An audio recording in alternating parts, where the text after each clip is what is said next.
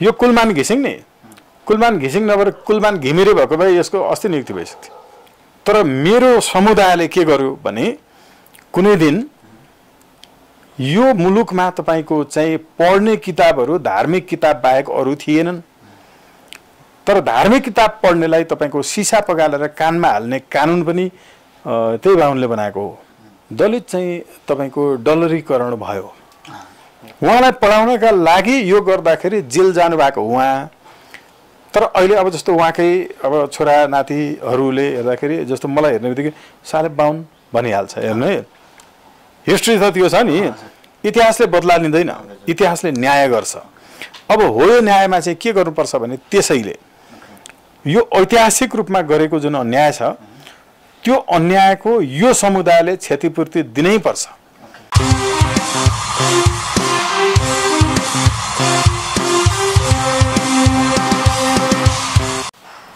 नमस्ते दर्शकबिन, हाम्रो स्क्रिनमा एकदमै चर्चित अतिथि हुनुहुन्छ।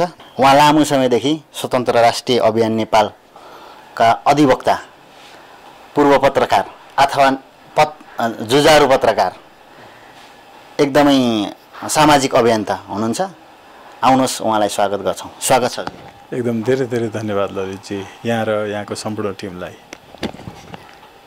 संविधान हिजो असोज 3 गते 5 वर्ष पुरा भएको देख्नुभयो, देखियो। हजुरहरूले पनि त्यसमा क्रिया प्रतिक्रिया सबै ठाउँबाट आयो। यसबाटै हामी सुरु गरौँ। संविधान भनेको अगाडि सम आएपछि त्यो समको छोटकरी रूप पनि मानिन्छ। अगाडि सम आएपछि त्यो बराबर भन्ने पनि हुन्छ।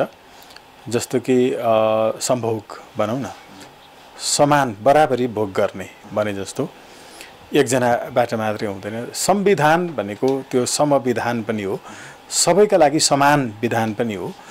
तर यो अहिले जे छ त्यो संविधान भएको छैन, त्यो संविधान वा सबैका हकमा बराबर भएको छैन।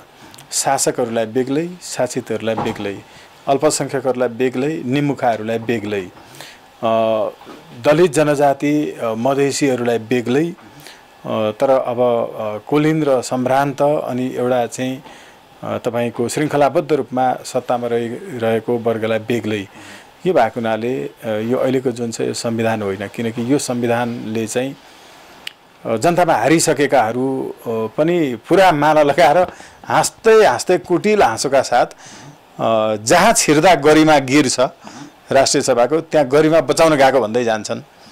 त्यसकारण त्यहाँ संविधान दिवसका दिन भनेर मुलुकले चाहिँ हेर्नैलाई तपाईको चाहिँ अप्ठ्यारो लाग्ने अनुहारहरू डकार्दै डकार्दै रातो कार्पेटमा टेकेर चाहिँ मञ्चमा जाँदै गर्दा छरिएका फुलहरू, सडक पेटीमा खान नपाएर बसेका नागरिकहरूलाई हाम्रै स्वतन्त्र राष्ट्रिय अभियानको अभियन्ताहरू अब आज झन्डै 70 दिन जति भयो तपाईको चाहिँ सलोन तामाङदेखि लिएर हैन हाम्रो चाहिँ बलामीजीहरू लगायतले चाहिँ खाना खुवाउने कामहरू गरिरहनु भएको छ।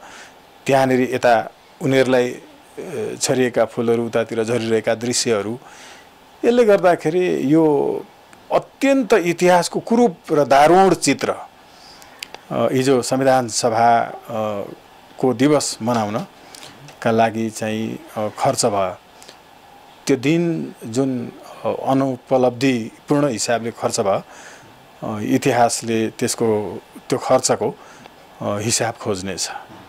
संविधान दिवसलाई मैले यसरी बुझ्छु, अहिलेको संविधान दिवसलाई।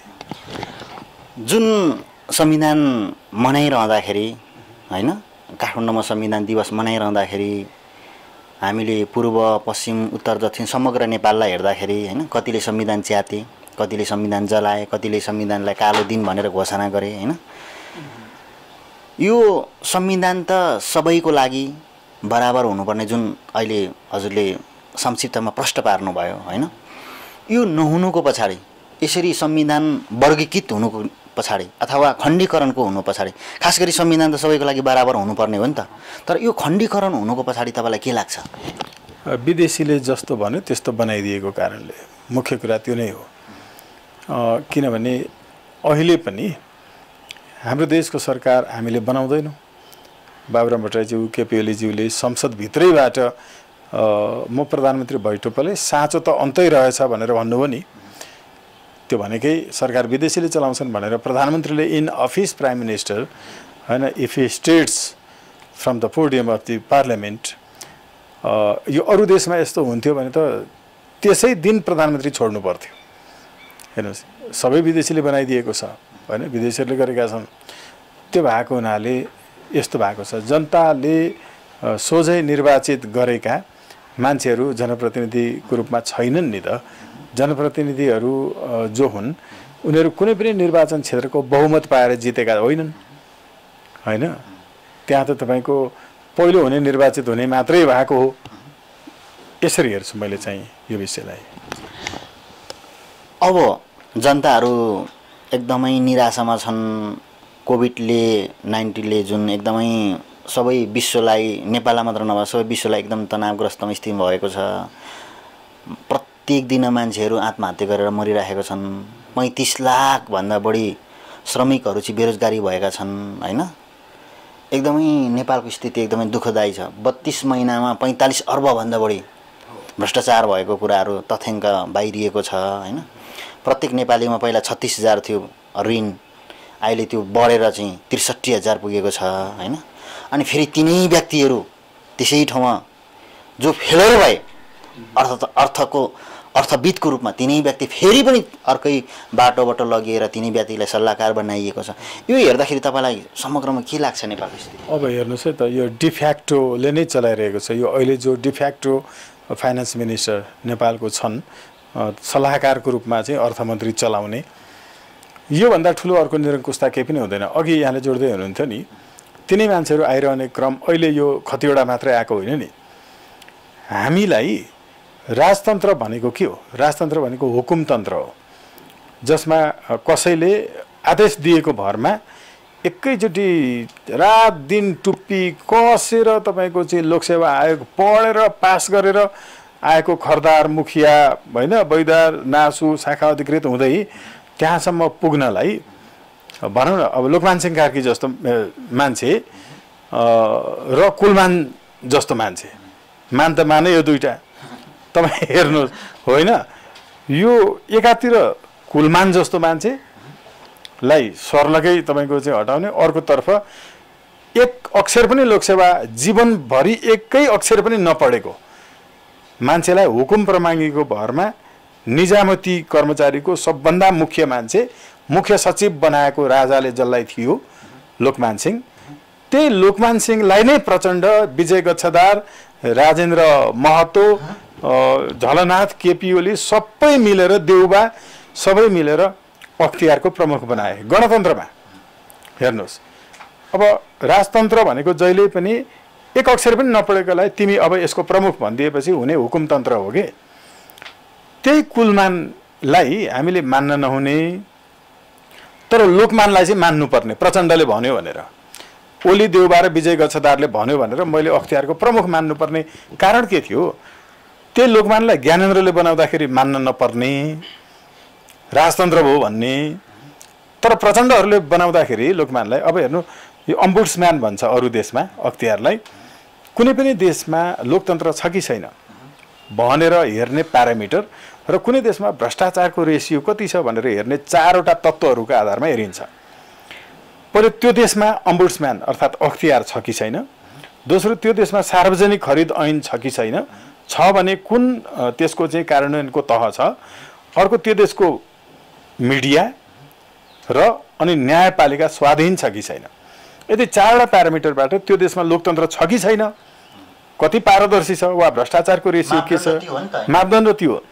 यो मापदण्डको मुख्य पिल्लर जो हो नि अख्तियार, त्यो अख्तियारमा तपाईँको निरङ्कुश शासकको प्रतिनिधिलाई ल्याएर राखिदिन्छ गणतन्त्रमा। त्यो चाहिँ मान्नुपर्ने।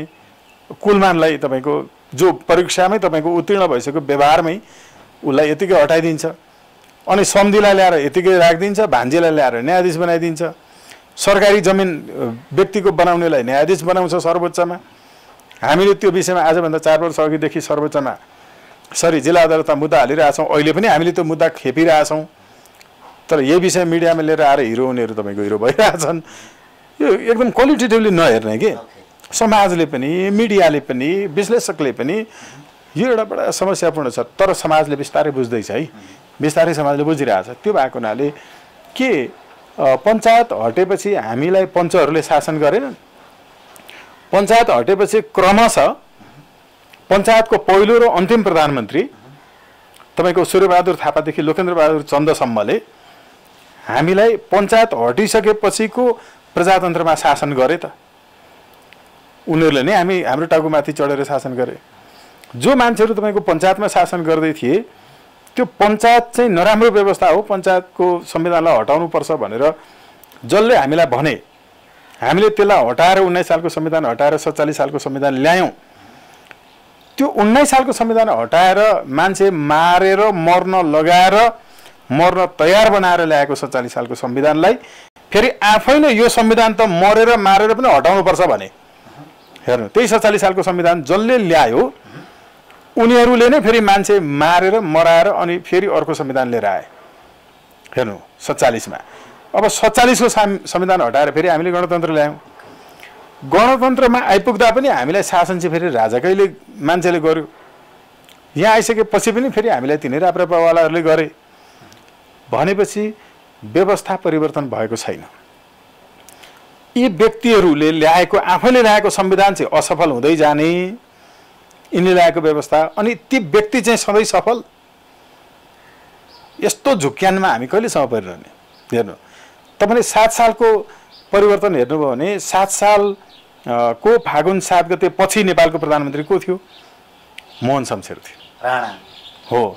त्यसैलाई अन्त्य गरेर ल्याएको। 7 सालको परिवर्तन पछिको पहिलो प्रधानमन्त्री नै मोहन शमशेर हो। पञ्चायत हटिसकेपछि प्रधानमन्त्री को भए? सूर्यबहादुर लोकेन्द्रबहादुर, जो पञ्चायतमै थिए। अब राजतन्त्र हटिसकेपछि लोकतन्त्रको मुख्य खम्बा अख्तियारको प्रमुख को आयो? राजै आयो, लोकमान, हैन? अब यसको अर्थ के हो? के 7 सालको क्रान्ति वास्तवमा क्रान्तिबाट चाहिँ त्यो पूर्ण रूपमा एउटा नयाँ कन्क्लुजन आएको थियो, सम्झौतामा थियो। 46 सालपछि पनि के त्यो क्रान्तिकारीहरूले, तपाईँको आन्दोलनकारीहरूले जितेर 47 सालको संविधान आएको हो? होइन, त्यो दरबारमा आएर फेरि सम्झौता भयो। त्यसपछि 47 सालको संविधान हट्दाखेरि के साँच्चै क्रान्तिले, आन्दोलनले जितेर आन्दोलनकारी भित्र छिरेर राजालाई त्यहाँबाट हटाएको हो? सगौरव आफैले पत्रकार सम्मेलन गरेर म अब छोड्दैछु भनेर चाहिँ हिँडेको हो। त्यहाँ दिल्लीमा तपाईँको सम्झौता भएको हो। नेपालको कुनै पनि परिवर्तन अहिलेसम्म परिवर्तनकारीहरूले जितेको छैन। हरेक परिवर्तन भनेको सम्झौतामा पुगेर टुङ्गिएको छ। तपाईँ त लामो समयदेखि पत्रकारितामा रहेर हैन, पत्रकार भएर काम गर्नुभयो। अधिवक्ता त अहिले धेरै लामो समय भएको छैन भनौँ, हैन, प्र्याक्टिस त गरिरहनु भएको छ।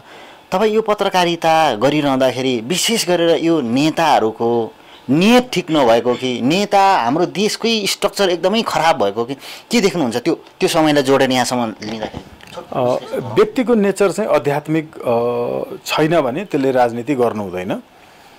त्यो मान्छे जो आध्यात्मिक छैन र राजनीति गर्छ, त्यो राज्यकोष चाहिँ डकैती गर्न मात्रै गएको हो। त्यो नेतृत्व गर्न र नीति निर्माण गरेर मुलुकलाई चाहिँ जनतालाई सुख सुविधा दिन गएकै होइन।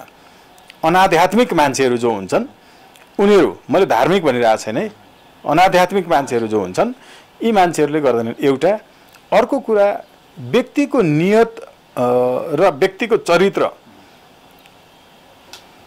तपाईले जतिसुकै असल देखे पनि त्यतिन्जेलसम्म त्यसले राम्रो काम गर्न सक्दैन जतिन्जेलसम्म त्यसलाई बाध्य बनाउने व्यवस्था हुँदैन। जस्तो कि सांसदलाई मन्त्री हुन नै नपाउने व्यवस्थै राखिदिनु भयो भने कुनै पनि मान्छेले चुनावमा खर्च गर्दैन, किनकि ऊ सांसद जित्यो भने मन्त्री हुन पाउँदैन, पुलिस सरुवा बढुवा इत्यादि गर्न पाउँदैन, योजनाहरू पाउँदैन। अब यति भइसकेपछि के हुन्छ? उसलाई सांसदमा जतिसुकै खर्च गरेर जिते पनि यो काम गर्न नपाएपछि प्रति व्यक्ति 6 करोड रुपैयाँ सांसद विकास कोष पाउँदैन। अब यो भएपछि के हुन्छ? व्यवस्था नै तपाईँले सांसदलाई मन्त्री बन्न नपाउने गरेपछि चुनावमा खर्च हुँदैन, चुनावमा खर्च नभएपछि भ्रष्टाचार गर्नु पर्दैन, भ्रष्टाचार नगरेपछि अर्को पटकको चुनावका लागि फेरि लड्नका लागि खर्च बटुल्नु पर्दैन। यसले भ्रष्टाचार तपाईँको अन्त्य गरिहाल्छ। तर तपाईँले सांसदहरूबाटै सरकार बनाउने, सांसदहरूबाटै मन्त्री बनाउने व्यवस्था राखी छोड्नु भयो भने त्यसले गर्ने चुनावको खर्च वडाध्यक्षका लागि पनि करोडौं हुन्छ। यस कारणले व्यवस्था सबभन्दा महत्त्वपूर्ण हो। तपाईलाई त्यो कोटेश्वरबाट धुलीखेलतिर जाने बाटो हेर्नुस्, त्यहाँ पहिला जहाँसुकैबाट मान्छे बाटो काट्थे, पुरा मान्छे धेरै किचिएर मर्थे। तपाईँ हामी नै हो, युरोप अमेरिका पुग्यो भने एउटा कहीँ कतै फोहोर गर्दैनौँ, नेपाल आउने बित्तिकै एयरपोर्टमा झर्न पाएको छैन, त्यो चक्लेटको खोस्टा फाल्न थालिहाल्छौँ। हेर्नु है, त्यो किन यस्तो हुन्छ? मान्छे त त्यही हो नि त। किनभने त्यहाँ ठाउँको ठाउँ तपाईँको चाहिँ कारवाही हुन्छ, यहाँ केही पनि हुँदैन। अब अघि मैले भनेको त्यो धुलीखेलतर्फ जाने बाटोमा त्यो अहिले यस्तो बार लगाइदिएको छ क्या साइडमा। त्यो बारको तपाईँको तलबाट छिरेर जान पनि सकिँदैन, माथिबाट नागेर जान पनि सकिँदैन। त्यहाँ मानसिक सन्तुलन गुमेका मान्छेहरू पनि त्यो मुनिबाट पनि छिरेर जाँदैन, माथिबाट पनि जाँदैन। त्यहाँ जान चाहिँ जबरजस्त गर्यो भने सकिन्छ, तर पुरै शरीर एकदमै फोहोर हुन्छ। त्यो फोहोरले उसलाई पनि घिन लाग्छ। त्यसकारण त्यो मानसिक सन्तुलन बिग्रेको मान्छे पनि कि ओभरहेड ब्रिजबाटै बाटो क्रस गर्छ कि जेब्रा क्रसबाटै गरिरहेको देखिन्छ। यो किन भने तपाईँले त्यहाँ बाटोको व्यवस्था त्यस्तो बनाइदिनु भयो, त्यो व्यवस्थाले चाहिँ कुनै पनि मान्छेले जहाँसुकैबाट बाटो काट्दैन। किनकि व्यवस्था बाध्यकारी भयो भने मान्छेको व्यवहारमा पनि परिवर्तन आउँछ। यो कुरा हजुरले भनिरहँदाखेरि यो अहिले 62-63 को संविधान जुन स्पिरिटमा बन्यो हैन, यो त गणतन्त्र, धर्मनिरपेक्ष, त्यसपछि समावेशी र संहिताको आधारमा यो कुरा बन्यो हैन। तर यो बनिरहँदाखेरिको अवस्थामा पनि यो चारवटा पिल्लरलाई पनि यो सिस्टमलाई नै भत्काउने किसिमको अहिलेको वातावरण तपाईँले देखिरहनु भएको छ हैन। अनि अर्को पक्ष अलिक यो क्वेसनमा अलिक कति सान्दर्भिक होला, कति सान्दर्भिक नहोला हैन। अहिलेको दलित जनजातिहरूमा कुनै परिवर्तन आएन, यो संविधानले देखिँदैन। जस्तो पहिला गाई गोरुको मासु खाँदाखेरि चाहिँ दलित जनजाति जसले खान्छन् है, खाने मानिसहरूको कुरा गरौँ, ती मानिसहरू 12 वर्ष जेलमा बस्थे। अहिले यो संविधानले 6 वर्ष बनाइदिएको छ। कम्तीमा पनि एज अ अधिवक्ता भएको कारणले गर्दाखेरि, एडभोकेट भएको कारणले मैले यो क्वेसन हजुरमाथि एकदम एड्रेस गर्दैछु। 5000 भन्दा मानिसहरू गाई गोरु खाएकै कारणले गर्दाखेरि अहिले जेलमा छन्। तिनीहरूसँग जोडिएका फ्यामिली छन्, परिवार छन्, त पीडित छन्। यो संविधानप्रति त तिनीहरू त एकदम आक्रोशित छन्। जो चाहिँ हिजो परापूर्व किराँत ती कालदेखि आजसम्म उनीहरू खाइरहेको थिए, यो संविधानले त फेरि उनीहरूले दण्डित गर्यो। अरू कुरा गएर दलितहरूको भेदभावको विषयमा जतिसुकै नारामा लाए पनि हिजो महेन्द्रले 2020 मा लागेको नारा र आज 2063 मा लागेको नारामा कुनै अन्तर देखिएन। प्रदेश नम्बर 2 मा मात्रै लकडाउनको समयमा तपाईको 16 जना दलित राज्यबाट र त्यहाँका मानिसहरूबाट मारिएछन्। यो संविधानले किन यस्तो काम गरिराखेको छ जो चाहिँ नहुनु पर्ने थियो? अब हेर्नुस् है त, दलितको सवालमा त तपाईले 16 जना भन्नुभयो। ओके, जम्मा यो 10 वर्ष तपाईको सशस्त्र चाहिँ एउटा विद्रोह भनौँ, सङ्घर्ष भनौँ, जे भनौँ, त्यसमा 11000 दलित समुदायका साथीहरूको चाहिँ ज्यान गएको छ। हेर्नुहोस्, मैले दलित इस्युमा नेपाल टेलिभिजनमा त्यति बेला अग्राधिकार भन्ने कार्यक्रम थियो, सबै नेताहरूसँग कुरा गरेको छु। त्यो कार्यक्रममा खालि दलित इस्युमा मात्रै विभिन्न जिल्लामा पुगेर तपाईँको 38वटा जिल्ला जो दलित समस्यामा सबभन्दा बढी पीडित थिए, ती जिल्लाहरूमै पुगेर त्यहाँको वस्तुस्थितिको बारेमा हैन डकुमेन्ट्रीहरू बनाएको छ। अहिले पनि देखिन्छ, सायद यहाँले पनि हेर्नु भएको छ होला हैन।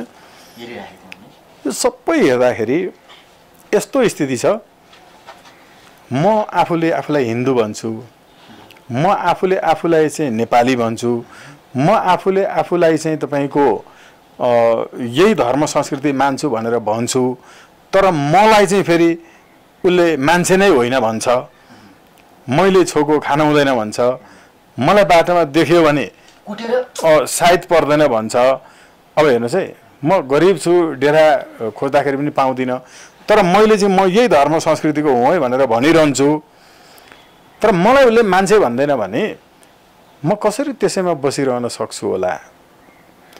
मानौ म नै त्यो दलित कम्युनिटीको थिएँ भने म दलित कम्युनिटीको छु तर मलाई हिन्दू भनिरहेको छु, मलाई हिन्दूले नै मान्छे होइन भन्छ भने मलाई त चित्त दुख्छ होला नि त। मानवीय हिसाबबाट हेरौँ न हैन। त्यही त अब हो यो हिसाबले हेर्ने हो भने ती साथीहरूको जुन छ नि पीडा त्यो बनेर चाहिँ अघि मानवीय हिसाबले भन्नुभयो यहाँले त्यो मानवताको एउटा तहबाट हेर्ने चाहिँ आध्यात्मिक नेतृत्वमा हुन्छ है। नेतृत्व त तपाईँको यस्तो बनेको छ, मैले लिएको कृपया तपाईँ राखिदिनु सम्भव छ भने यसैमा जोडेर अहिले वर्तमान राष्ट्रपति विद्या भण्डारीज्यूलाई मैले सोधेको छु, अडियो भिजुअल छ, मैले मेरो टाइमलाइनमा पनि राखेको छु।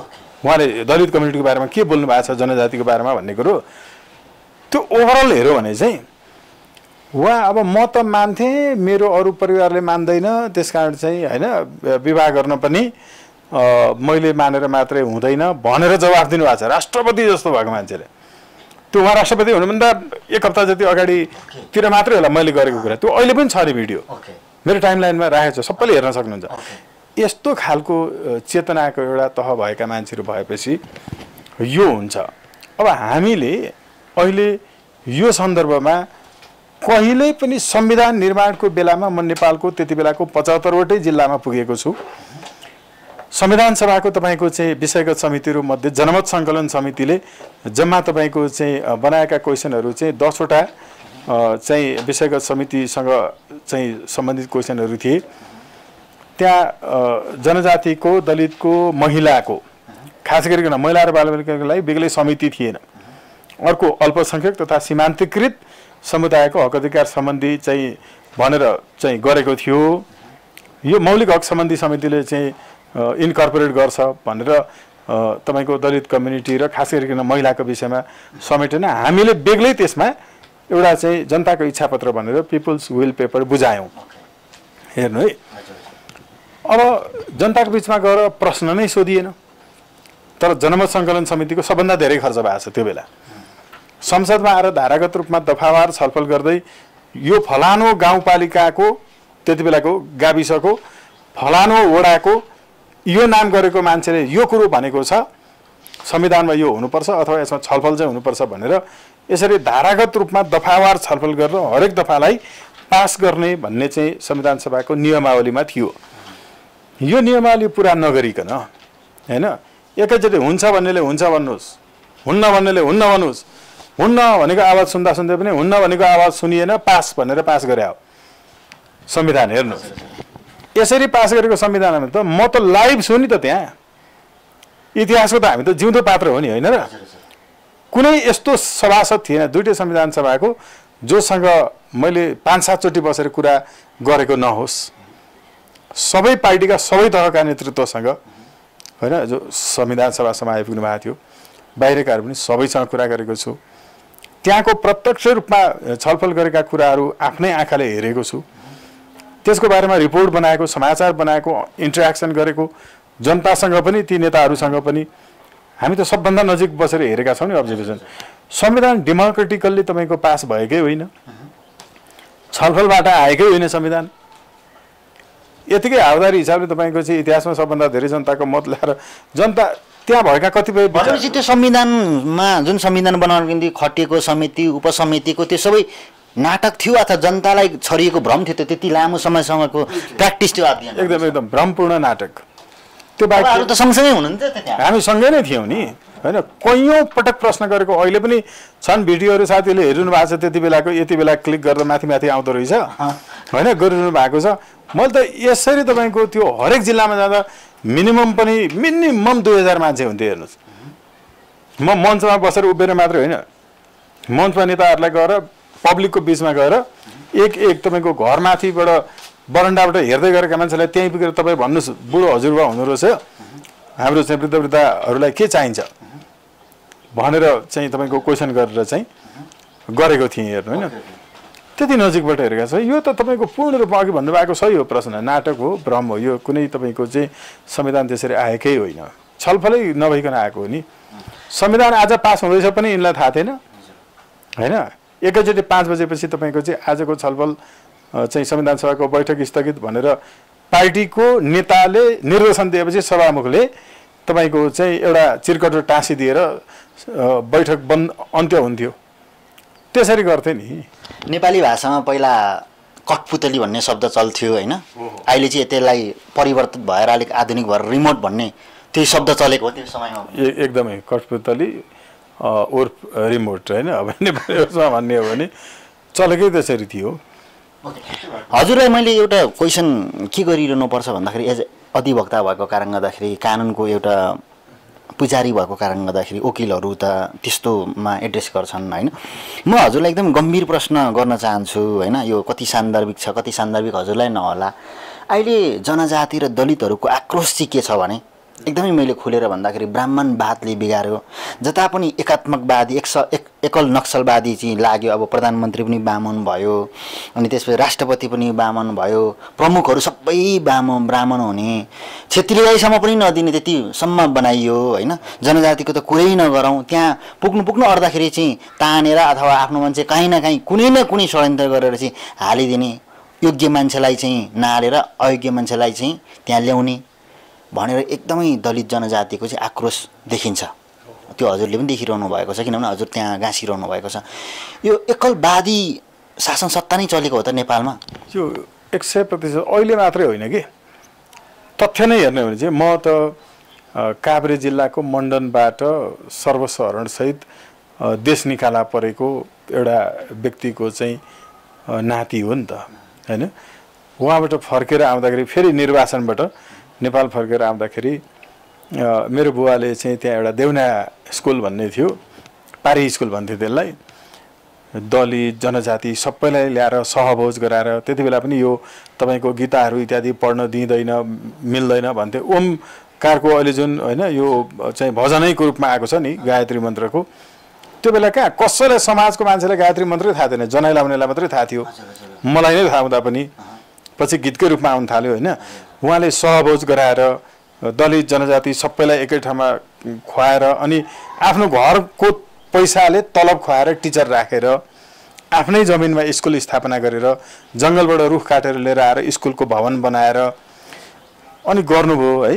त्यति बेला पञ्चायतले चाहिँ अब यो क्रान्तिकारिता देखाउन थाल्यो भनेर मेरो बुवालाई पक्राउ गर्ने कुनै न्यू नभेटेपछि अनि त्यो जङ्गलको काठ काटेर स्कुल बनाएको थियो नि त। हो त वन मुद्दा लगायो कि, वन मुद्दा चाहिँ डाइरेक्ट हतियार लाग्थ्यो। उहाँले त्यसरी पढाएको। पछि मन्त्री हुनुभयो जितु गौतम दर्जी, हेर्नु मेरो बुवाले पढाउनु भएको। उहाँलाई पढाउनका लागि यो गर्दाखेरि जेल जानुभएको उहाँ। तर अहिले अब जस्तो उहाँकै अब छोरा नातिहरूले हेर्दाखेरि जस्तो मलाई हेर्ने बित्तिकै साले 52 भनिहाल्छ। हेर्नु है, हिस्ट्री त त्यो छ नि, तर यो त थाहा छैन।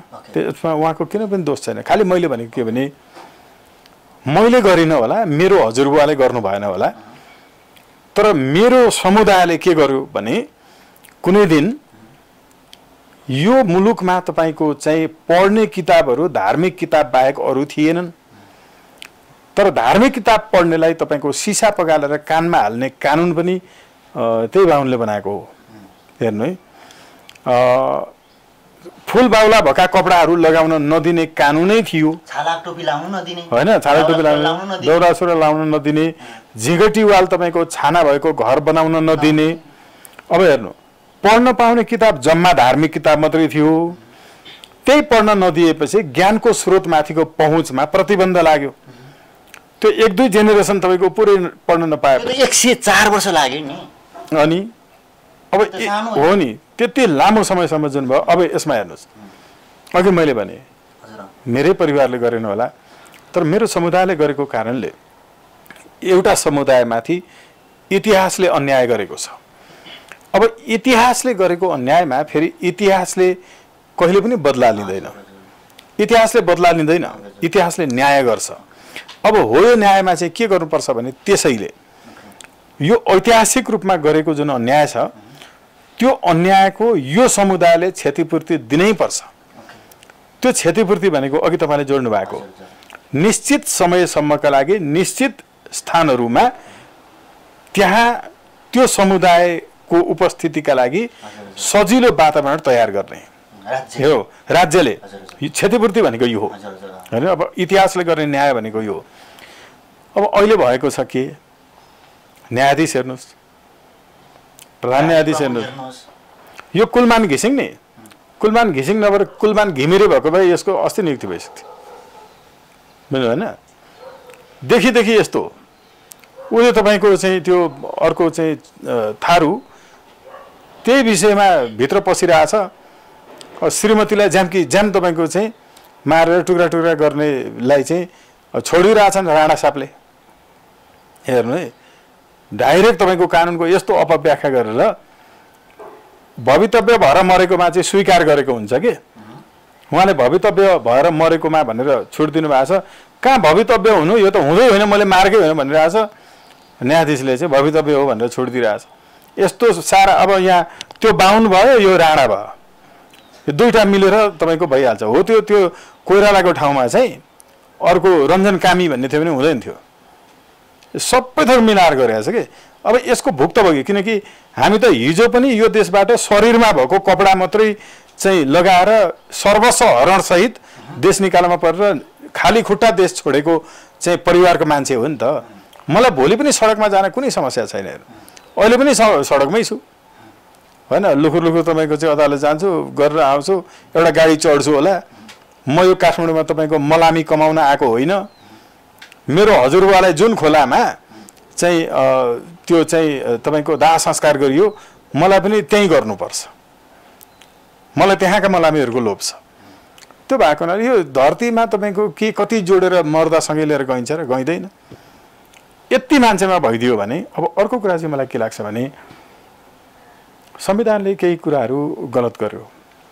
हामीले दलित समुदायको सन्दर्भको कुरा भएको हुनाले दलित चाहिँ तपाईँको डलरीकरण भयो। हेर्नुहोस् है, जनजाति पनि केही करण भयो, त्यो पनि त्यो भइरहेछ। हामीले त यसलाई के गर्नु हो नि, अनि केही होइन, केही सबै होइन नि फेरि, जसको कारणले गर्दाखेरि सिङ्गो दलित समुदाय अथवा सिङ्गो आदिवासी जनजाति समुदाय त आज अन्धकारमा जानु पर्यो होइन। जस्तो भनौँ न टीकाराम विश्वकर्मा, उहाँले नेपालको ब्राह्मणवादलाई तपाईँको बचाउनका लागि भरमग्दो प्रयत्न गर्नुभयो। त्यही गिरिजाबाबुहरूको चाहिँ चाकरी गरेर उहाँ कङ्ग्रेसमा केन्द्रीय सदस्य भइरहनु भयो, कहिले मन्त्री सन्त्री यताउता होला होइन। तपाईँ कल्पना गर्नुहुन्छ उता सिसिडी भन्ने ठाउँ छ, त्यो बानेश्वरको चाहिँ अल्फाबिटा भन्ने बिल्डिङमा सेन्टर फर कन्स्टिट्युसनल डायलग, त्यहाँ नेपाली कङ्ग्रेसको केन्द्रीय सदस्य जीवन परियारजी हुनुहुन्थ्यो। जातीय भेदभाव गर्नेलाई मृत्युदण्ड हुनुपर्छ, किनकि यो मानवीयता विरुद्धको अपराध हो, मान्छेलाई मान्छे नभन्ने भन्ने कुरा चाहिँ भनेर मैले प्रस्ताव गरेको। त्यति बेला संविधान निर्माणको क्रममा थियो। अब जीवन परियार चाहिँ नेपाली कङ्ग्रेसको केन्द्रीय सदस्य, किनकि कङ्ग्रेसले उहाँलाई त्यसो भन्नुहुन्न भनेको छ नि त। उहाँले समुदाय बिर्सिनुहुन्छ, केन्द्रीय सदस्य मात्रै देखिरहनुहुन्छ, पछि सभासद इत्यादि कुनै के बनेर जान होइन, समानुपातिकमा के बनेर जानलाई उहाँले समुदाय बिर्सिनुहुन्छ। उहाँले त मलाई नै पुरा यस्तो गाली गरिदिनु भयो होइन। दलित जो समुदायको अधिकार स्थापना गर्न निम्ति उहाँले फाइट नगरेर तपाईँले फाइट गरिरहँदा पनि हो। मैले त्यो हेर्नु, त्यो 2 वर्ष जति मैले त्यो दलित इस्युमा मात्रै टेलिभिजन कार्यक्रम गरेँ, त्यो मेरो इन्ट्रेस्ट थियो कि। बाहुनले यो दलितको कार्यक्रम चलाउने भनेर भन्दिनँ के हो के, मलाई अचम्म लाग्छ भनेको। अनि यो डलर होइन त बोलेको। यसैले गर्दाखेरि जस्तो सडकका बालबालिकाहरू समस्या हो नि, सडक बालबालिकाको समस्या, दलित समस्या, कसैको जीवनको समाधान हुँदो रहेछ।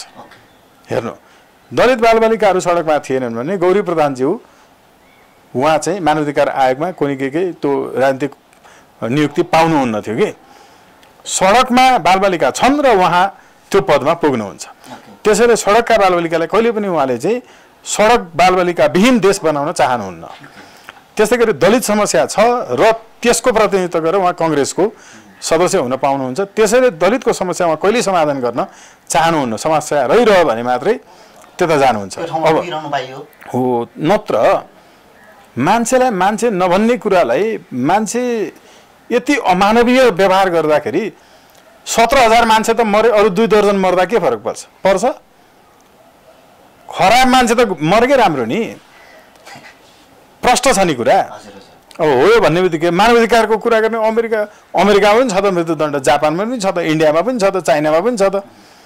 त्यसो भएको हुनाले यो एक्सट्रिमली जाने कुरा जुन छ नि मान्छे भएर सोचौँ न पहिला भनेर भन्ने कुरा जुन छ अब अघि मैले जोडेको फेरि हेर्नु है डाक्टर स्वामी प्रपन्नाचार्यज्यूहरू जगमान गुरुङज्यूहरू काले राईज्यूको मैले कुरा गरेको होइन यो के हो त भन्दा ब्राह्मण सत्ता गोरेबहादुर खपाङजीको कुरा गरौँ टिकाइरहनका लागि त्यहीँभित्रको तपाईँको पञ्च पपेट भइरहने जस्तो जीवनभरि तपाईँको ब्राह्मण सत्ताको सेवा गरेर आइजिपी भएको हेमबहादुर गुरुङ होइन उहाँले भ्रष्टाचार गरेको प्रमाणित भएपछि चाहिँ उहाँ गुरुङको ड्रेस लाएर जेल जानुभयो ल बाहुनहरूले मलाई भ्रष्टाचार भनेर जेल हाले भनेर तर उहाँले नै काङ्ग्रेस लगायत सबैको ताबेदारी गरेर यो व्यवस्थाको अन्त्य हुनुपर्छ भन्नेहरूलाई खोजी पक्राउ गरेर दमन गर्ने त मान्छे उहाँ आफै हो नि त भ्रष्टाचारको मुद्दा भएपछि बाहुनहरू गिरिजाको प्रेस विज्ञप्ति जीवनभरि लेखेर अनि तपाईँको चाकरी गर्ने जेपी गुप्ता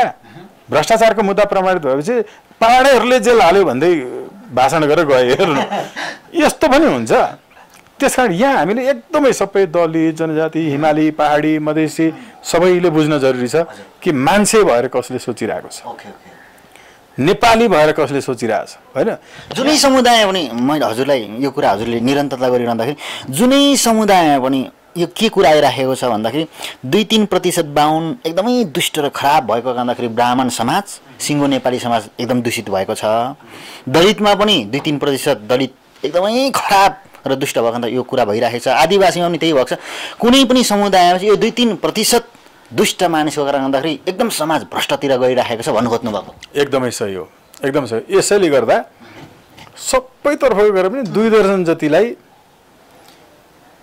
अनि ठिक हुन्छ मैले शब्द बोलेको छैन मुद्दा पर्छ भनेर हजुर हजुर होइन त्यसो भएको हुनाले एकदम सही भन्नुभयो भनेपछि अब यो संविधानकै कुरा गरिरहँदाखेरि होइन तपाईँहरू पनि एकदम लागि परिरहनु भएको छ यसको उपायहरू जुन जनजातिहरू उहाँहरू मैले भनिहालेँ त्यो प्लिज सरी अहिले जस्तो स्वतन्त्र राष्ट्रिय अभियानमा म तपाईँलाई एकदम ठ्याक्कै बताऊँ हाम्रो फत्ते परियारज्यू हुनुहुन्छ त्यहाँ पशुपतिमाथि चाहिँ एउटा कार्यक्रम भइरहेको थियो म त्यहाँ गएको थिएँ उहाँ पनि त्यहीँ हुनुहुँदो रहेछ हाम्रो चाहिँ यता दलित फ्रन्टको चाहिँ उहाँले हेरिनु भएको छ मैले चाहिँ वञ्चित वर्ग भन्नेको थिएँ दलित सबलीकरण अभियान भनेर नि हामीले गऱ्यौँ एकचोटि उहाँसँग कुरा गर्नु होला त्यहाँनेरि त्यहाँको मूल पुजारीहरू होइन इत्यादिसँग कस्तो मेरो डिस्कस भयो भने उहाँ त्यहीँ हुनुहुन्छ मलाई त पछाडि यो यसको थर मात्रै नेपाल रहेछ तर यो त दलित रहेछ नि भनेर मान्छेले भनेको के त मैले त्यहाँ कसरी डिफेन्स गरेर कुरा गरेँ भने म बाहुन हो के हो म नेपाली हो मैले बाहुन हो भनेर इत्यादि भने तर मैले त्यहाँ पुगेर त्यहाँको मूल पुजारीहरूसँग यो तपाईँहरूको विभेद के हो यसलाई अन्त्य नगरिकन उहाँ नेपाली संस्कृति होइन बचाउनुपर्छ राष्ट्रलाई अब बचाउनुपर्छ तपाईँ हाम्रो जिम्मेवारी छ भनेर म गएको थिएँ त्यहाँ यिनै पूर्व राजाको छोरा पारोछोरका साथीहरू को हुनुहुँदो रहेछ त्यहाँ मैले नाम बिर्सेँ उहाँको अब पूर्व एआइजी कि कसको छोरा हुनुहुन्छ त्यहाँ एकदम राम्रो डिस्कसन भयो मलाई पो मान्छेले त्यो भनेछन् कि जब मैले यो मेरो इस्यु होइन र मैले मेरो परिचयमा बाहुनै हो भने किनभने नेपालहरू पनि त तपाईँको विश्वकर्माहरू हुनुहुन्छ ठिक छ म विश्वकर्मा नै सही म नेपालको ठाउँमा इकार थपेर नेपाली सही यो इस्यु त मेरो हो नि होइन मेरो देशमा यो समस्या रहन्जेलसम्म अनि मैले के गरेँ भने स्वतन्त्र राष्ट्रिय अभियानमा तपाईँको चाहिँ हाम्रो पूर्व 1 नम्बर प्रदेशको प्रमुख हुनुहुन्छ गजेन्द्र पालुङ्गाज्यू धेरै लगभग हाम्रो यो स्वतन्त्र राष्ट्रिय अभियानै होला जहाँ चाहिँ दलित र जनजाति साथीहरूको जिल्लाको नेतृत्वमा एकदमै धेरै हुनुहुन्छ अरू चाहिँ पार्टीहरूको भन्दा जस्तो हामीले पश्चिमतर्फ चाहिँ लगभग जुन बाहुल्य पश्चिमका केही जिल्लाहरूमा दलित कम्युनिटीको साथीहरूको सबैभन्दा धेरै ठुलो सङ्ख्या भएको छ हामीले चाहिँ उहाँहरूलाई नै चाहिँ प्रमुख बनाएका छौँ हेर्नु है पूर्वमा तपाईँको खम्बुवान लिम्बुवानका क्षेत्रमा त्यो गरेका छौँ त्यो त्यहीँको 51%ले चुनेको किनकि त्यहाँको जनसङ्ख्या त बढी थियो छ नि त यहाँबाट हामीले तोक्ने होइन तर मैले मधेसको दलित कम्युनिटीको महिला उहाँलाई चाहिँ स्वतन्त्र राष्ट्रिय अभियानको कम्तीमा चाहिँ पुरै मेन एउटा स्टियरिङमा त्यो पनि सेकेन्ड भूमिका हुने गरिकन गर्नु पर्यो भने कति मेहनत गरेँ सम्भवै भएन कि मलाई एकदम दुःख लागेको छ अहिले मैले तपाईँको यता जनजातिको दलित कम्युनिटीको साथीहरूले स्वतन्त्र राष्ट्रिय अभियानको मूल स्टियरिङ तपाईँको चाहिँ कमिटीको चाहिँ विभाग हुन्छ नि त परराष्ट्रको। तपाईँ अहिलेदेखि परराष्ट्र हेर्नुहोस् न, किनकि भोलि परराष्ट्र मन्त्रालय उहाँले सम्हाल्नुपर्छ कि। गृहको हाम्रो भित्र फेरि सुरक्षा रक्षा दस्ताहरू पनि छ। यो गर्न खोज्यो उनीहरूले, फेरि के गर्ने कतिपय साथीहरूले भने त्यहाँभित्र चाहिँ एकदम तपाईँको पुरातन सोचको मान्छे, अलिक बुढो मान्छेले भन्यो भने त्यो तपाईँको दलित कम्युनिटीको, जनजातिको, महिला, मधेसी साथीहरूले पनि त्यस्तोलाई चाहिँ विश्वास गर्ने कि। हेर्नु त्यो के हुँदो रहेछ भने त्यसमा उहाँहरूको दोष छैन, फेरि थोपरिएको छ। म नामै लिएर भन्न चाहन्छु, नन्दलाल विश्वकर्माजी हुनुहुन्छ जो जिल्ला कमिटीको सदस्य हुनुहुन्थ्यो त्यति बेलाको अनुराग सबिउको क्रान्तिकारी, म र अनि एमआर छेत्री भनेको चाहिँ भुटानको इतिवृत्तान्त लेख्ने एमआर छेत्री भन्ने हुन्छ, उहाँ साइन्सको विद्यार्थी हो, फेरि टप गोल्ड मेडलिस्ट। उहाँ र म चाहिँ गयौँ नन्दलाल विश्वकर्माजीको घरमा। हामी धेरै बेर हिँडेर पुगेका थियौँ। साँझमा पुगेपछि हामीलाई चाहिँ अब बाबुहरू त्यहाँनिर कल छ, त्यहाँ चामल छ, खाना पकाएर खानु होला भनेर भन्नुभयो उहाँको आमाले। कहाँ भन्नु, अब हामी यहाँ आइरहेछौँ, हामीलाई खाना पनि पकाएर खानु नदिने, पाहुनालाई पकाएर खानुहोस् भन्ने भनेर भन्यौँ। अनि होइन म त पकाएर दिन्न भन्नुभयो। किन भनेको मलाई पाप लाग्छ भन्नुभयो। हेर्नु है, हजुर बाहुनको छोरा, मलाई मर्ने बेलामा यस्तो पाप चाहिँ नबोकाइदिनुहोस्, पाप लाग्छ, म त पकाएर खान दिन्न भनेर कति रिक्वेस्ट गरेर मान्नु भएन। मैले नन्दलालजीलाई भने, हेर्नु तपाईँ यत्रो चाहिँ क्रान्तिकारी पार्टीको जिल्ला कमिटीको होइन चाहिँ सचिव भएको मान्छे, विद्यार्थीको नेता, तर घरभित्रै यो चाहिँ गलत हो, यो भ्रम हो, यो बाहुनहरूले हामीलाई चाहिँ लादेको हो भनेर तपाईँले आफ्नै बुवा आमालाई सम्झाउन सक्नु भएको छैन त। अनि बाहिर चाहिँ नेतागिरी गरेर हिँड्ने, त्यहाँ धेरै कुराहरू भयो। साँझमा अल्टिमेटली के भने उहाँको बुवाले चाहिँ होइन अब ठिकै छ आमाले भनिहाली, होइन अब भोकै चाहिँ नसोध्नुहोस् भन्नुभयो। ल त्यसो भए नन्दलालजी तपाईँ अब बुवा नै भयो भने तपाईँ र म सँगसँगै मिलेर खाना बनाउने, अनि मात्रै खाने भनेर भने मैले। त्यसपछि अनि बारीमा गएर राति 8 बजेतिर तपाईँको साग टिपेर टर्चले बालेर देखाएर साग टिपेर लिएर आएर हामी सबैले मिलेर खाना बनाएर अनि खाएर सुत्यो। हेर्नु हो, यो कुरा पनि त्यो उहाँको दिमागमा आएको कुरा के हो भन्दा हिजोको ब्राह्मण सत्ताले आमाको दिमागमा हालिदिएको हो कि त्यो आफै आएको होइन। हेर्नु ब्राह्मण सत्ताले नै उहाँको दिमागमा हालिदिएको, त्यस्तो बनाइदिएको छ नि त। यसमा दोष फेरि पनि त ब्राह्मण सत्ता नै हो। अब अहिले भनेको जे जति कुराहरू छन् मैले भनिरहेको, तपाईँहरू आउनुहोस् न मूल उसमा होइन। अब ल म संयोजक छु, भोलि राष्ट्रिय सम्मेलनले मलाई संयोजकबाट हटाएर अर्को दलितको, जनजातिको, अर्को महिला साथी संयोजक हुन सक्ने गरिकन अहिले कोर टिममा त हुनु पऱ्यो नि त, त्यहाँबाट देखाउनु पऱ्यो नि। अब मेरो दिमागमा राइट टु रिजेक्ट नेपालको कसैको दिमागमा आएको थिएन, मैले सर्वोच्चमा हालेँ त मेरो के दोष होइन भन्नु त। अब हो यो त मभन्दा अगाडि पनि त तपाईँको चाहिँ दलित समुदायकै नै पनि न्याय क्षेत्रमा कानुनमा धेरै हुनुहुन्छ त होइन। मेरो एकदमै नजिकको दाइहरू हुनुहुन्छ, हाम्रो देशबहादुर सार्कीजीहरू न्यायाधीशै हुनुहुन्छ, तर उहाँहरूले म जन्मिनुभन्दा पहिला राइट टु रिजेक्टको रिकलको मुद्दाहरू रिटहरू किन हाल्नु भएन होला?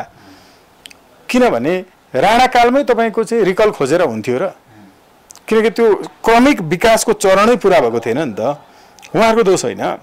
तर अब मैले यसलाई चाहिँ तपाईँको एउटा चाहिँ उद्भव गरेर सुरु गर्दै लिएर आएँ भने यसमा एकाकार हुँदै गएर भोलि मलाई यत्रो रिस्क छ, धाकधम्की छ, भोलि मलाई फ्याटो विदेशीहरूको चाहिँ पुरै फोनमा चाहिँ धम्कीहरू पनि आइरहेछ, मलाई फ्याटो मारिदियो भने म मरेपछि के यार, जो बाहुन आओस् कि क्षेत्रीय आओस् कि अर्को तपाईँको चाहिँ जनजाति मधेसी दलित कम्युनिटी भन्ने जोसुकै आओस् न, यो इस्यु बच्यो र त्यसलाई नेतृत्व गरेर लिएर जाने कोही मान्छे आयो भने त्यो यस्तो आओस् कि अहिलेसम्म कसैले नसोचेको होइन। म त अझ चाहन्छु त्यो मेरो एकदमै मैले नजिकको कोर टिम चाहिँ नि, यहाँले पनि कतिको याद गर्नुभएको छ, त्यो कोर टिम चाहिँ अहिले हेर्नुहोस् त तपाईँ नामै सम्झिनुहोस्, मैले सम्भव भएसम्म र मेरो पहिलो घेरा चाहिँ दलित र जनजाति साथीहरूको नै बनाएको छु।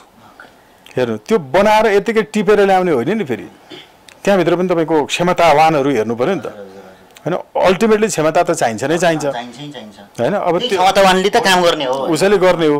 तर अब अर्को हेर्ने भने खोइ थेप्चनाक भएकाहरूले चलाएका देशहरूको त राम्रो प्रगति छ त, फेरि कुलमानले राम्रो गर्दा रहेछन् होइन।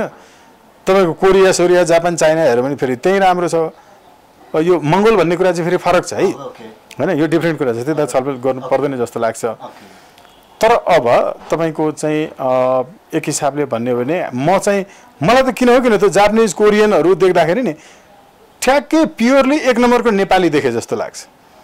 त्यो फेसल स्ट्रक्चरदेखि लिएर नि होइन देखे जस्तो लाग्छ। अब यो चाहिँ समुदायमा फेरि तपाईँको चाहिँ इमान्दारिता बढी छ। हेर्नु, त्यो इमान्दारिताको चाहिँ फाइदा चाहिँ नेपालका सबै आन्दोलनहरूले लिएका छन् र ठ्याक्कै हो त्यो इमान्दारिताको फाइदा चाहिँ फेरि पनि स्वागत नेपालले पनि लिन सक्छ। त्यो त्यतिन्जेलसम्म लिन सक्छ जतिन्जेलसम्म स्वागत नेपाललाई रिप्लेस गर्ने गरिकनको नेतृत्वको टिममा बहुमतका साथ आउँदैन। के अरे यो विचार ठिक छ भने त यसलाई नेतृत्व त जसले पनि गरे भयो नि त, किनकि हामीले त सबै ठाउँमा 51% भनेका छौँ। 51% बाहेक चाहिँ तपाईँको मूल विशेष वैशिष्ट्य चाहिँ कसैको हुन्छ, जस्तो नेपालको भूमि प्रशासनमा मधेसी साथीहरूको चाहिँ 95% बाहुल्य छ।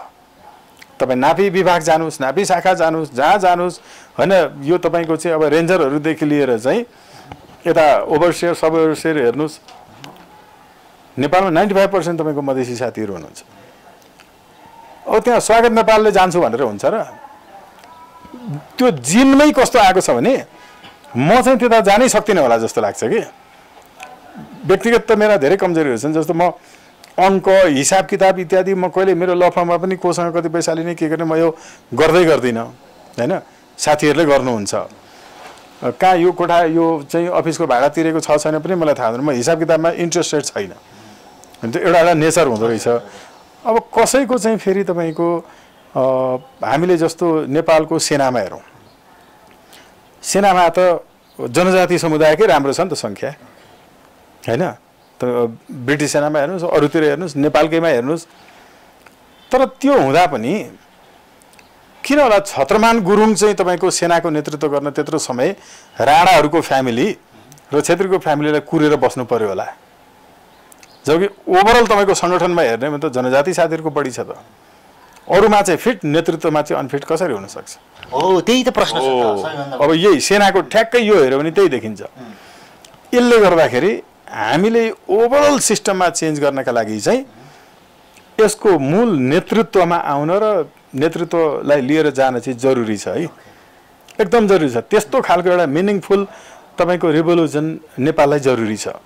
विशेष गरेर यो कुरा हजुरले गरिरहँदाखेरि के पनि छ भन्दाखेरि दलितका केही समुदायका मानिसहरू र आदिवासी जनजातिका केही समुदायका मानिसहरू, होइन, टिकेर बिके भएकै कारण गर्दाखेरि यो समाज एकदमै अन्धकारमा छ भन्ने कुरा पनि छ क्या, होइन। यसमा कुनै दौडमा अहिले हामीले प्रश्न गरिसक्यौँ, होइन।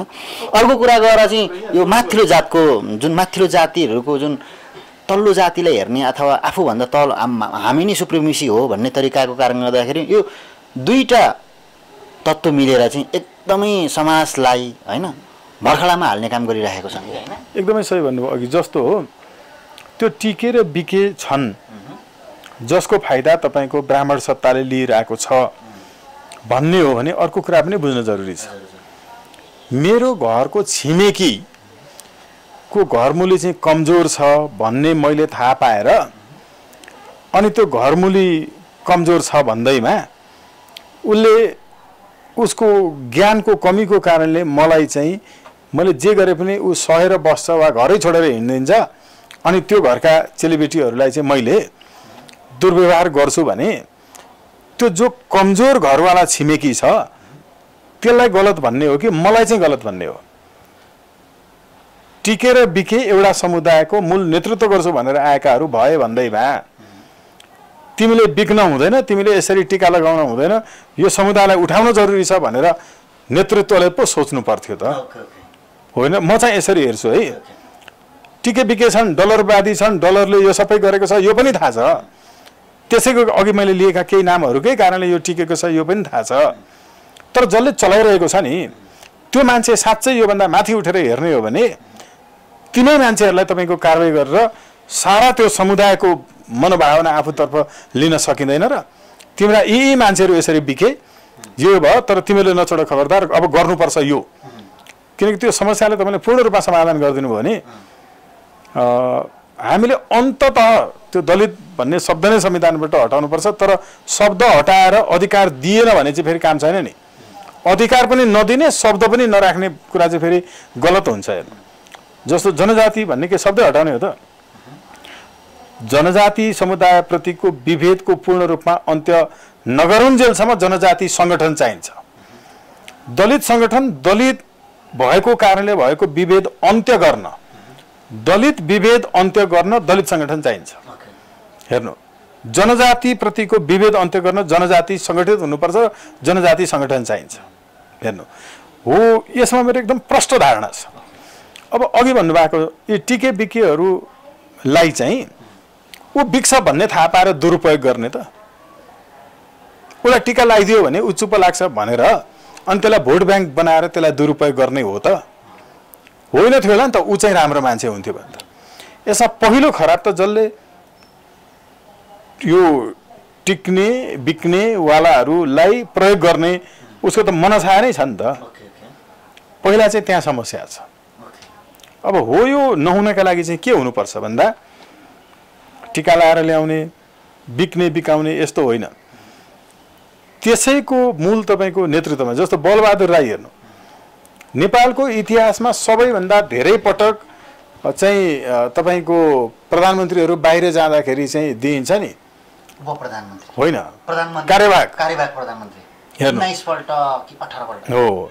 नेपालको इतिहासमा सबैभन्दा धेरै पटक कार्यवाहक बनाएको बलबहादुर राई साँच्चै प्रधानमन्त्री हुन एकचोटि पनि नसकेको किन होला? किनभने यति मात्रै है, तिमी कार्यवाहक भएको बेलामा चाहिँ ठ्याक्कै स्ट्याम्प मात्रै बनाउन चाहिँ लायक उहाँ कार्यवाहक हुनु पनि चान्चुने कुरा होइन नि। फेरि हेर्नु, त्यो त विश्वास गरेको हो नि त। पुरै सत्ता नै तपाईँको होइन, राज्य सत्ता चाहिँ प्रधानमन्त्री तथा मन्त्री परिषदको कार्यालय मन्त्री परिषद मार्फत सार्वभौम सत्ताको प्रयोग संविधान बमोजिम हुनेछ भनेर लेखाएको थियो कि संविधानमा। त्यस्तो सार्वभौम सत्ता सुम्पिएर जाने तर साँच्चै प्रधानमन्त्री एकचोटि पनि हुन नपाउने कारण के होला? हो यसैको कारणले हो। त्यसकारण हामीले एकदम प्रष्ट हुनुपर्छ कि त्यहाँ त्यो उहाँलाई यसो होइन भूमिका पनि थियो, सबै थियो, तर चाहिँ कम्पिटिटिभ चाहिँ नबनेर टिकाको कारणले यो भएको हो नि त। योबाट चाहिँ छोड्नु पर्यो कि च्यालेन्ज गर्ने गरिकनको चाहिँ हुनु पर्यो। अब त्यसो भएको हुनाले हामीले यी धेरै लामो कुराहरू छ है, हिस्ट्री कसरी निर्माण भएको छ होइन। अब हो यो फेरि सबै उसमा हुँदैन नि। जस्तो एउटा सायद त्यो परदेशीको निर्वासनमा गएको तपाईँको सर्वसाधारण देश निकालाको पीडा भोगेकै कारणले चाहिँ तपाईँको पढ्नमा पनि चाहिँ स्ट्रगल गर्नु परेको सायद अन्तिम पुस्ता म होला यो देशको। हेर्नु, अन्तिम पुस्ता होला जो यो देशको सबभन्दा पहिलो राजनीतिक दल खोल्ने चाहिँ तपाईँको कुलवंशको मान्छे हो नि। थाहा छ होला यहाँलाई होइन? प्रजा परिषद जसले चाहिँ स्थापना चाहिँ होइन, त्यही विभेद थियो। उहाँलाई मैले मेरो चाहिँ अब तपाईँको चाहिँ हजुरबुवा भएको हुनाले त्यो त भन्न सक्दिनँ। तर हो के भने 4 जना शहीद मारिँदाखेरि चाहिँ रामहरि शर्मा नेपालज्यू किन मारिनु भएन? अरूलाई मारियो, उहाँलाई ब्राह्मण भनेर मारिएन। त्यस कारण बचाएन हो। त्यसपछि तपाईँको चाहिँ प्रजा परिषद चाहिँ स्थापना भयो होइन। तर फेरि अर्को पुस्ताले त उ गर्छ कि भनेको फेरि देश छोडेर भाग्नु पर्यो। एउटा पीडा त खपेको छ नि। यो मेरो दौरा सुरुवाल इत्यादि यो सबै कारण चाहिँ तपाईँले 4 वर्षदेखिको मेरो हेर्नु भने मैले लगाइरहेको हुन्छु। कसैलाई मन नपर्ला ढाकाटोपी। मैले ढाकाटोपी लगाएर तपाईँको समाचार पत्रमै काम गर्न जाँदा पनि साथीहरूले स्कुलमा जिस्काएर टोपी फ्यालिदिन्थे। तर मलाई एकदम प्रिय लाग्थ्यो।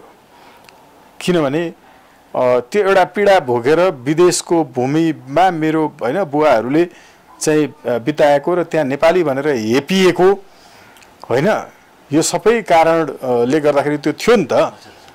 अब यो चाहिँ आत्मसात गर्ने कुरा रहेछ कि। म लगाउँछु त, बक्खो पनि लाउँछु, धोती पनि लगाउँछु होइन। मधेसी कुर्ता पाइजामा लगाएर पनि धेरै चाहिँ घरकै कार्यक्रम, मेरो घरमा चाहिँ यी यस्ता केही सांस्कृतिक कार्यक्रम भयो भने म दौरा सुरुवाल पनि सामान्यतया छोडेर म कुर्ता पाइजामा लाउँछु, धोती लाउँछु होइन। सजिलो लाग्छ मलाई त्यही। हामी कार्यक्रमको एकदम अन्तिम चरणमा आएको छौँ होइन। विशेष गरेर एकदम हजुरले क्लियरिफिकेसन गर्नुपर्ने भनेको चाहिँ आज जुन संविधानकै विषय वरिपरि हामी रहेको कारणदाखेरि संविधानकै वरिपरि विषयमै रहेको छौँ। हाम्रो यो सब्जेक्ट पनि त्योभन्दा बाहिर गएको छैन, यही वरिपरिमै छौँ। विशेष गरेर यो दलितको कुरा त हामीले चान्चुन गऱ्यौँ। जनजाति र जनजाति आदिवासी जनजातिको समस्या के छ भन्दाखेरि गाई र गोरु खाएको कारणले गर्दाखेरि चाहिँ उनीहरू 6 वर्ष जेल जानु परेको अहिलेको यो संविधानले चाहिँ एकदम गरिदिएको छ। यो एकदमै आक्रोश छ। यसलाई एड्रेस गर्नको निम्ति एज अ एडभोकेट हुनुहुन्छ हजुर त। अनि कतिजना दलित जनजाति समुदायको मान्छेले के भनेको छन् होइन हामी हिन्दूलाई घृणा गर्दैनौँ, उहाँहरूले मान्नुहोस्, हिन्दू धर्म मान्नुहोस्, गाई पूजा गर्नुहोस्, आफ्नो आस्था राख्नुहोस्, तर हाम्रो मुङदुम होइन उँधौली उँभौली कार्यक्रम हुँदाखेरि त हामीले चढाउनु पर्ने खानुपर्ने नै त्यो भएको कारणले हाम्रो धेरै लामो समयदेखिको होइन प्र्याक्टिस भएको कारणदाखेरि हामीले त्यो त खानु पाउनुपर्छ। अनि खाएकै कारणले गर्दाखेरि आजको राज्य सत्ताले चाहिँ हामीले यति धेरै पीडा दिएको छ भन्ने कुरा यो विषयमा चाहिँ एकदम स्पष्ट तरिकाले एउटा मुद्दा थियो कि जस्तो अहिले हाम्रो कानुनले तपाईँले यो चाहिँ माइक्रोफोनको यो जुन फोम छ नि अगाडिको यस्तो फोम चाहिँ बोक्नुहुन्न भनेर आज कानुन आयो भने त्यो चाहिँ अनि कानुन बन्छ क्या। त्यसपछि संसदले कसरी पास गर्छ, पछाडि बस्ने मान्छेले पनि हेलमेट लगाएन भने त्यसलाई कारवाही गर्ने भन्ने आयो नि एकचोटि। त्यो आउनुभन्दा अघिल्लो दिनसम्म हो, त्यो आउनुभन्दा अघिल्लो दिनसम्म त्यो गैर कानुनी थिएन। हेर्नु है, अब जुन दिन त्यो कानुन आयो, कानुन आइसकेपछि त्यसपछि त्यो चाहिँ कानुन सर तपाईँको लागू हुने भयो। हेर्नु है त, हामीले अहिले यसमा चाहिँ एउटा बोलीको कारणले पनि यस्तो भएको छ। एउटा मुद्दा थियो धेरै पुरानो, यो धेरै चर्चित मुद्दा हो, गाई मारेको हो भनेर सोधेकोमा सायद तपाईँलाई पनि जानकारी छ होला यो मुद्दाको बारेमा होइन। यो आकार टोन चाहिँ जनजाति साथीमा बढी हुन्छ हो, त्यस्तो हुन्छ होइन। अब भनेर भन्नु पर्यो भने आबो भन्ने खालको छ होइन। त्यो हो पाले हो घार, हाम्रो घार त यता छ भनेर भन्ने हो। यसमा त्यो मैले मारेको होइन है, मारेको होइन मरेको चाहिँ खाएको हो भनेर भन्न खोजेको, गाई मारेको खाएको भनेर भन्यो। टोनमा त्यो आएको भएको हुनाले त्यही तपाईँको चाहिँ ऊ डिजिटाइज भयो र 12 वर्ष र होइन जेलमा गयो। अहिले भन्नुभएको कुरा संविधानले त होइन, कानुनले व्यवस्था गरेको हो। अब अर्को कुरा, हामीले कुनै पनि जस्तो मानव नेपालमा सुँगुर चाहिँ सुरक्षित गर्नुपर्ने हो, यो चाहिँ हाम्रो चाहिँ राष्ट्रिय जनावर हो, त्यसकारण यसलाई मार्नुहुन्न भनेर लेखेको रहेछ भने सुँगुर पनि मार्नुहुन्न। हेर्नु है, हामीले यदि त्यो गऱ्यौँ भने मानव भोलि हामीले सुँगुर राष्ट्रिय जनावर बनायौँ होइन र त्यो कुरो लेख्यौँ भने हुन त राष्ट्रिय जनावर भए पनि मारेर खाने देशहरू पनि छन् नि हो नि। कङ्गारू अनि हो कङ्गारू छ होइन, उनीहरूले चाहिँ अब खान्छन्। अब हो यो कुरा चाहिँ त्यो देशले बनाएको आफ्नो मान्यता हो नि फेरि होइन।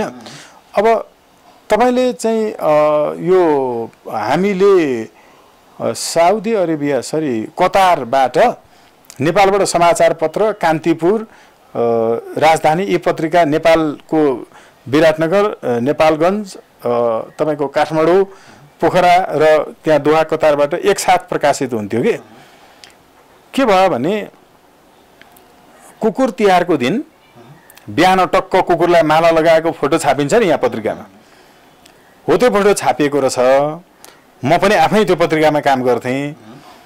बिहान त्यहाँ छापिएर सबैका पत्रिका घर घरमा गयो हेर्नु सहरमा। भोलिपल्ट त त्यहाँ स्थित नेपाली पत्रिकाको कार्यालयमा पुरा युवाहरूले आगजनी गर्न मान्छे पुरा भेला भएर तोडफोड, किनभने उनीहरूले कुकुरलाई चाहिँ त्यति घृणा गर्दा रहेछन्। बिहान बिहानै हेर्ने पत्रिकामा कुकुरले माला लगाएको फोटो हातमा पठाइदिएपछि अनि मार्दैनन्। प्रशासनले पनि तपाईँ रोक्न लगायो हेर्नु। यो भनेको के भने हामीले त्यो कानुनको निर्माण कसरी गरेका हुन्छौँ होइन, त्यसले के भनेको छ यो कुराको कार्यान्वयन प्रशासनले एउटा गर्यो, तर कानुनै कस्तो बन्नुपर्छ भन्ने प्रश्न हो नि होइन त्यो कानुनै कस्तो बन्नु पर्छ कानुन बनाउँदा के कुराहरूलाई चाहिँ तपाईँको मान्यतामा लिएर आउने हामीले समुदाय हेरेर चाहिँ कानुन निर्माण हुनु पर्यो हो होइन समुदायको हिसाबमा उनीहरूको परम्परा रीतिथितिले त बचाउनु पर्यो त अब कसैको तपाईँको चाहिँ ऐला नभइकन पुजै हुँदैन होइन तर घरमा रक्सी बनाएको कारणले रक्सी बनाउँदै गरेको चाहिँ सबै त्यो सामग्रीहरू नष्ट गरिदिने ल्याएर खाल्डामा हालिदिने र तपाईँको चाहिँ विदेशी उहरूलाई चाहिँ होइन गर्ने यो कुरा त एकदम तपाईँको चाहिँ हामीले त्यो विदेशीहरूको उसमा लागेर गरिरहेछौँ गाई गोरुको सवालमा हेर्नु न 5 तारे होटल 3 तारे होटल 7 तारे होटलमा सबै बिफै हुन्छ तर एउटा अब सोझै आउँछ खाने फेरि हाम्रो यही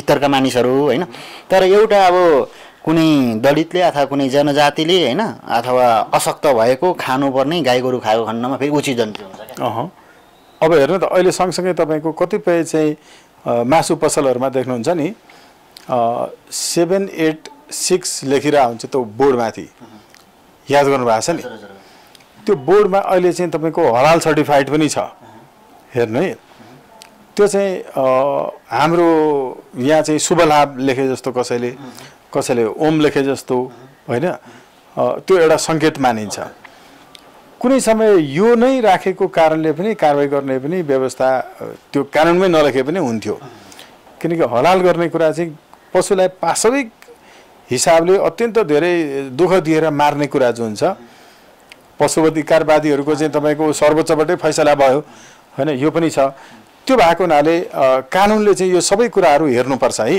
होइन हामीले राष्ट्रिय जनावर चाहिँ सुँगुरै थियो भने पनि र राष्ट्रिय जनावरको चाहिँ संरक्षण र सम्मान गर्नुपर्छ त्यसकारण मार्नुहुन्न भन्ने कुरा लेख्नु चाहिँ फेरि स्वाभाविक हो अब राष्ट्रिय जनावरै तपाईँको चाहिँ बनाउन पर्ने कि नपर्ने केलाई बनाउन पर्ने भन्ने कुरा चाहिँ अर्को हो हेर्नुहोस् है यसमा बरु तपाईँको चाहिँ होइन छलफल सबै गर्न सकेला त्यसका आधारहरू के छन् होला होइन सबै बेघरमा पाउने कुरा इत्यादि यो सबै कानुनमा त्यस्तो व्यवस्था हुने हो भने यहाँको परापूर्व कालदेखि अब हामी नेपाली भनेर धर्म संस्कृति बचाउनुपर्छ भनेर लाग्ने बेलामा चाहिँ होइन सबैलाई सम्मान गर्नुपर्छ भनेर लाग्ने अनि त्यही धर्मको संस्कार संस्कृतिमा रहेको जनावरलाई नै राष्ट्रिय जनावर नबनाएर अरू जनावर बनाइदिँदा होला नि त त्यसो भने होइन यो यसो छ है फेरि अर्को कुरा चाहिँ राष्ट्रिय जनावर चाहिँ तपाईँको अहिले बनाइएको यो प्रश्न त होइन नि त अहिले हामीले गरिरहेको छलफल पनि राष्ट्रिय जनावर बन्दै आउँदाखेरि कसरी बनायो राष्ट्रिय जनावरै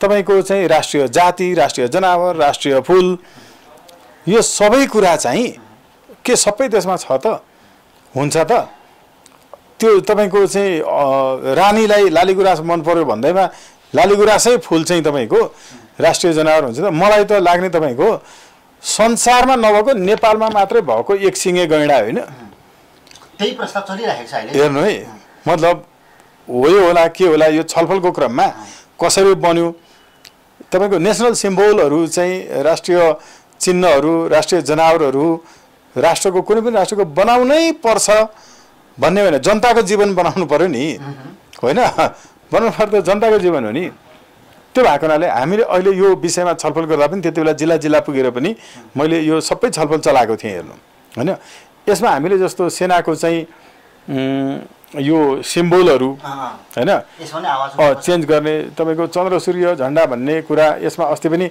धेरै कुराहरू आयो हाम्रो चाहिँ डाक्टर चन्द्रकुमार शर्माज्यूले पनि बोल्नु भएको छ यो अहिलेको वास्तवमा यहाँको यो राजाहरू यिनीहरू चाहिँ चन्द्रवंशी सूर्यवंशी के भनेर भन्छन् मान्छेहरूले त्यो त्यस्तो हुँदै होइन भन्ने चाहिँ प्रमाणित भएको छ होइन आएको पनि छ अनि प्रमाणित भए पनि झन्डाको विषयमा त प्रमाणित भए पनि नभए पनि अहिलेको संविधानमा त झन्डाको परिभाषा नै छैन पहिलाको झन्डाको परिभाषा जे छ त्यही परिभाषा नै हुने नै हो नि होइन मान्यता त कि अहिलेको संविधानले त्यो झन्डालाई परिभाषित गर्नु पर्यो नत्र भने त जुन परिभाषा पहिलाको कानुनमा थियो त्यही परिभाषा मान्यता हुन्छ नि होइन अनि यस्तो पनि छ जस्तो कानुन चाहिँ ठ्याक्कै त्यसपछि जुन आउँछ हो त आउने कानुनमा जे लेखिन्छ त्यसलाई चाहिँ परिभाषा मान्ने मानिन्छ अगाडिको खारेज भयो नि त अगाडि खारेज तर अहिले नयाँ कानुनमा त फेरि परिभाषित अब हुनु पर्यो नि त्यसो भने तर परिभाषा त छैन जस्तो चन्द्र सूर्य चाहिँ नेपालको आधिकारिक झन्डा चन्द्रमा र सूर्य भएको भन्दा पहिला पनि तपाईँले पुरानो मन्दिरहरूमा गएर हेर्नुभयो भने मुस्लिमकोमा पनि गएर हेर्नुभयो भने जस्तो चन्द्रमा चाहिँ इस्लामिकहरूले पनि चलाउँछन् होइन होइन चलाउँछन्। यो विषयमा मैले एकदम धेरै विज्ञहरूसँग एकदम प्रोफेसनल एकदम डक्टरेट गरेको व्यक्तिहरूसँग मैले यो कुरा बहस गरेको छु होइन। उहाँहरूले के भनिरहनु भएको छ भन्दाखेरि जे होस् यही झन्डालाई हामी कायम गऱ्यौँ, तर संविधानमा व्याख्या हुनु पर्यो, यसको परिभाषा हुनु पर्यो। अहिलेको नयाँ संविधानमा त परिभाषा भएको छैन, पहिलाकै संविधानमा भएको छ। अब यो जुन यो 3 चुचे झन्डा त पहिलाको बिहारमा पनि यो थियो होइन। भनेपछि बिहारमा भएको झन्डाहरू चाहिँ कस्तो रहेछ भन्दाखेरि मन्त्र भएको झन्डा यस्तो रातो निलो नभएर ऊ भयो। अनि त्यो भएर जाँदाखेरि अलिकति हिन्दूकरण भयो, सबै जाति वर्ग होइन। पहिलाको चाहिँ कस्तो थियो भने यो पार्ट चाहिँ यस्तो गरेर तल नझरेको, यसरी तल नझरेको, यहाँबाट यस्तो गरेर माथि गएको अनि यसरी आएको छ है पहिलाको। अहिले पनि छ तपाईँको पुरानो चाहिँ मठ मन्दिरहरूमा। अब अर्को हामीले यसलाई परिभाषा अरू केही धेरै गर्नै पर्दैन कि यस्तो विषयमा अल्मलिनुहुन्न। के मात्रै गर्नुपर्छ भने यो सूर्य र चन्द्रमाको अर्थ यति हो, सूर्य र चन्द्रमा रहन्जेलसम्म हाम्रो देश रहिरहनेछ भन्न खोजेको हो भन्नु पर्यो, परिभाषित गर्नु पर्यो, त्यति भन्नु पर्यो होइन। चन्द्रमा र सूर्य रहन्जेलसम्म यो देश हाम्रो रहिरहन्छ। त्यसकारण चन्द्रमा र सूर्यको चाहिँ तपाईँको सिम्बलाइज गरिएको हो भने के त्यो तपाईँको चाहिँ 50वटा कतिवटा चाहिँ चन्द्रमा भएको के अरे तारा भएको अमेरिकामा यो संसारमा त्यतिवटा मात्रै तारा छन् होला र त्यहाँको तपाईँको चाहिँ अब टुक्रिने क्रम कहिल्यै हुँदैन होला त। स्टेटहरूलाई चाहिँ भनेको हो भने के नेपाली कङ्ग्रेसले यो 4 तारे झन्डा भएको त्यसपछि नेपाली कङ्ग्रेसकै सरकारले शहीद घोषणा गरेर 10 लाख दिएको त अरूलाई पनि छ त काङ्ग्रेसको पार्टीको। त्यो काङ्ग्रेस पार्टीको 4 तारामा अरू थप्दै जानुपर्ने नि त, 4 शहीदको मात्रै भनेर 4 तारा मात्रै राख्ने होला त, के अरूलाई शहीद होइन भन्नु पर्यो होला। त्यसकारण क्रमशः आउने कुराहरू यो छ। हामीलाई चाहिँ के गरे भने हाम्रो अघिल्लो जेनेरेसनकोले यस्ता कुराहरूमा तपाईँको चाहिँ हामीलाई अनावश्यक रूपले फसाए कि मिसगाइडेड भन्नु मिसगाइड गरे उनीहरूले। अब हाम्रो जेनेरेसन चाहिँ केमा लाग्नुपर्छ भने व्यक्तिको जीवन होइन, द बेटर लाइफ होइन, बेस्ट लाइफ होइन, यो भएको हुनाले त्यो कसरी बनाउन सकिन्छ, कसरी हुनसक्छ।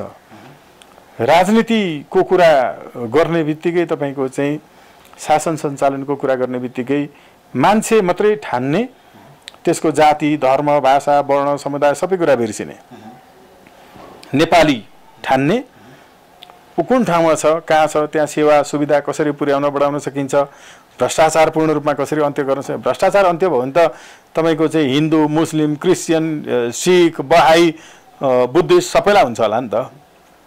हामीले अहिले फोकस हुनुपर्ने चाहिँ त्यहाँनिर हो है। हाम्रो जेनेरेसनले पनि त्यहाँ फोकस गर्न सकेनौँ भने समस्या छ। हामी अब कार्यक्रमलाई बिट मारौँ, अन्त्यमा यति मात्रै भन्छु कि हामी उन्नत लोकतन्त्र प्रत्यक्ष प्रजातन्त्र जहाँ राइट टु रिजेक्ट हुन्छ, राइट टु रिकल हुन्छ, जुडिसियल पुलिस हुन्छ र डेमोक्रेटिक ट्याक्सेसन सिस्टम हुन्छ, द्वैदलीय प्रणाली हुन्छ। यति व्यवस्था विशेषतायुक्त व्यवस्थाका लागि सबै साथीहरू एकताबद्ध बनौँ। एकचोटि incnepal.com हेरिदिन आग्रह गर्छु। एकदमै घोलित एकदमै व्यस्तताको समयमा अमूल्य समय दिनुभएकोमा हाम्रो तर्फबाट धेरै धन्यवाद प्रकट गर्छु। आभार व्यक्त गर्छु। धन्यवाद ज्ञापन। Thank you.